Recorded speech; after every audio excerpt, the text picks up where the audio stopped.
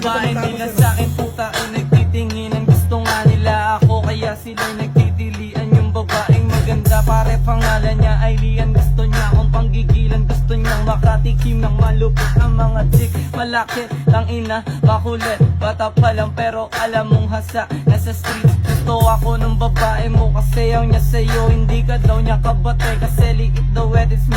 Yeah, gusto sa'kin dumikit, pinapalo ko yung puwet. Mga mata niya singkit, kala ko nga siya'y incheck. Pero okay lang kasi alam kong malaban. Yung babae pinapalagan sa higaan. Malamig sa kwarto pero siya'y nagpapawis. Kinakalimutan ko siya pwera umalis.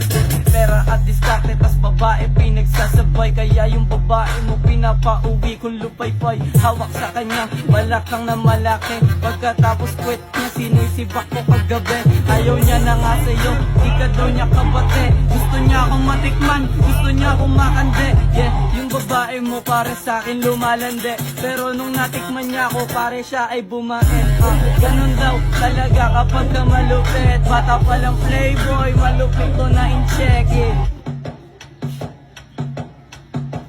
Di pa ako tapos, meron pa akong tira. Malupit ako na bata, parang galing ko sa China. Mga mata ay incheck, alam mo para bang Arabic. Matik sa'kin maaadik, yung babae mo ay dadaling sa langit. Gusto niya nga akong malasahan kasi alam mo naman na talaga naman na masarap ako.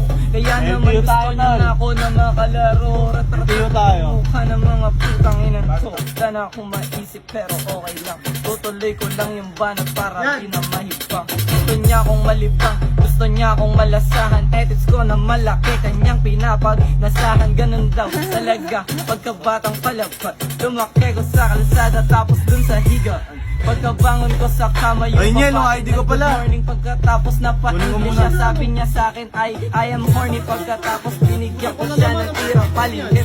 Dinala ko sa dilim, ganun daw talaga ang lupit. Pagkabatang maliit, kapit sa kanyang katawan, tas paano sa kanyang